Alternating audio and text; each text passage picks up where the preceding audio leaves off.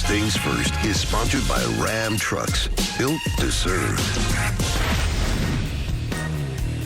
First things first, the GOAT continued to turn back the clock in the opener. 40s Schmorties, was he the best quarterback in the league in week 1?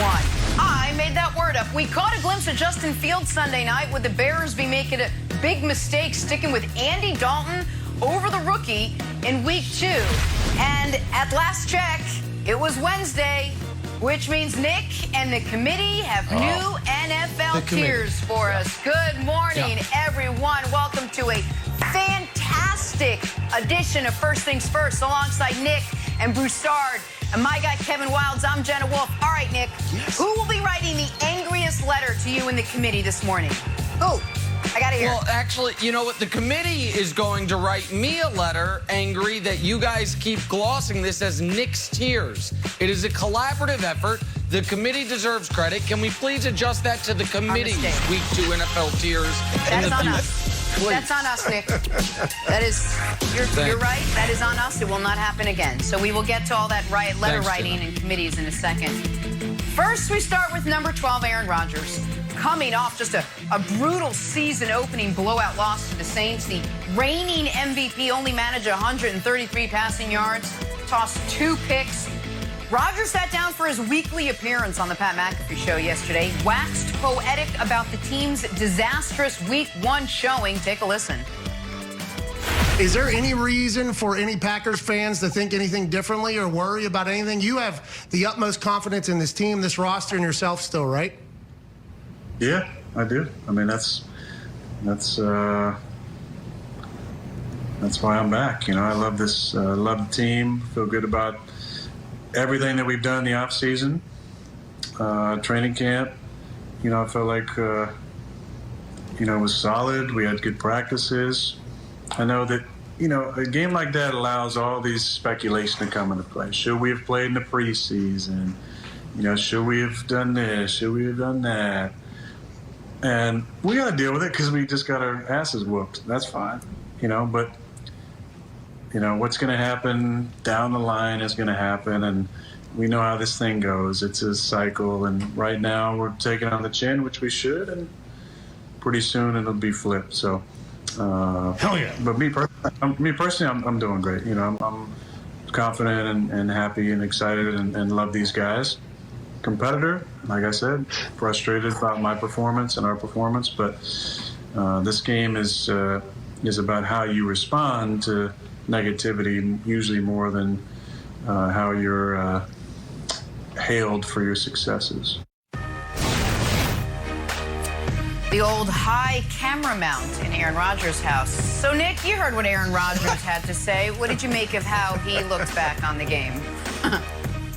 Yeah, listen, his comments are fine. He didn't say anything incendiary. He didn't say anything particularly insightful. Those are, what's the word? Pablum, I think is what Broussard would call it. Just regular, expected comments in his weekly hit with McAfee. But it is now going to be fully pressurized on Rodgers about how he plays and how the team responds. Not so much Monday, but in the weeks that follow. Listen, they're going to beat the Lions because if there's one thing we know about the Packers and the Lions is they play twice a year and Green Bay whoops them every single time. So we know they will. That is their early season bye. We know they'll win that game.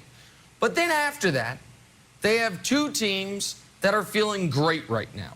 2 teams whose defenses are feeling great right now, with the exception maybe a couple minutes at the end of week 1 in San Francisco and Pittsburgh.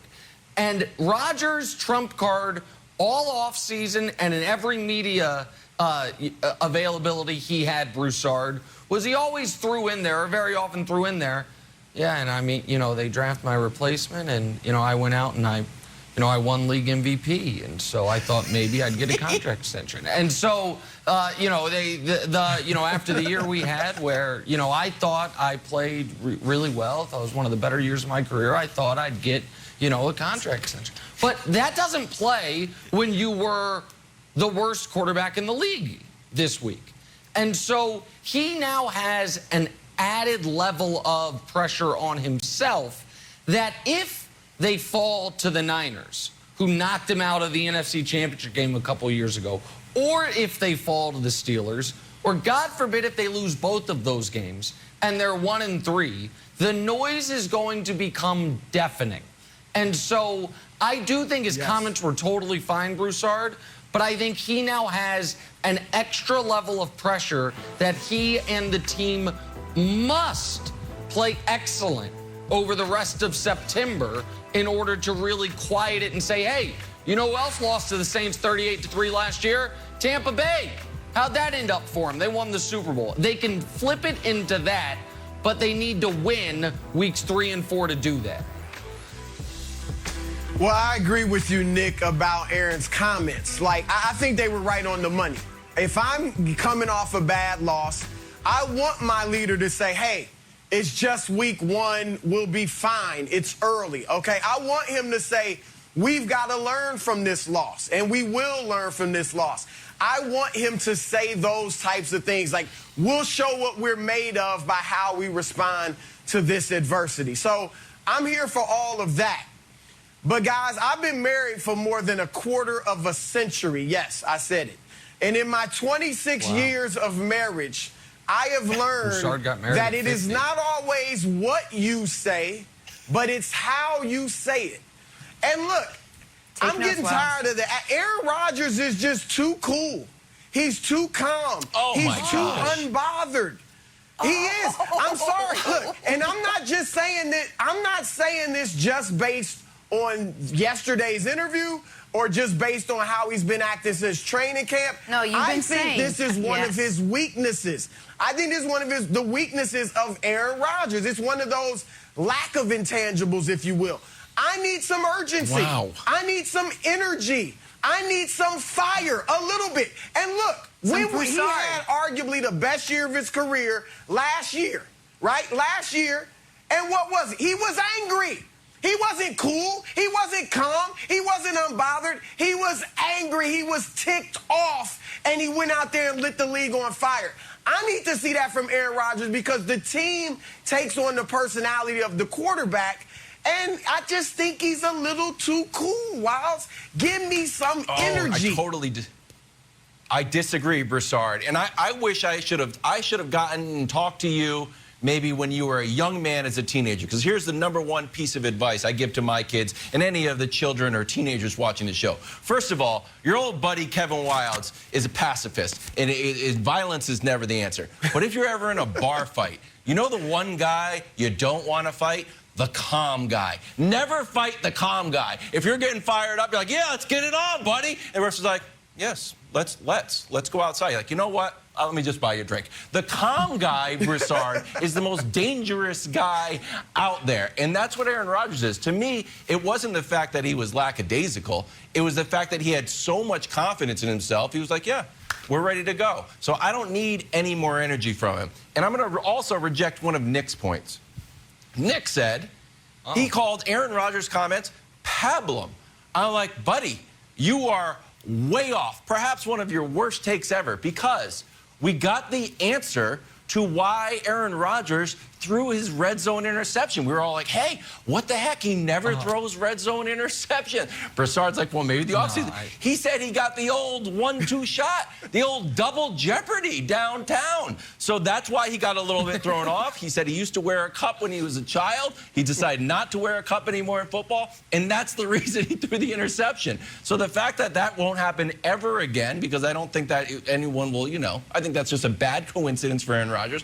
It wasn't pablum, and he was super calm, and I loved it. Thought it was great. Yeah, okay.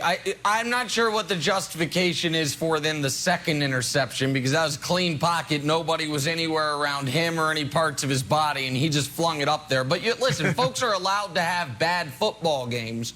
But I just want to ask Broussard a question.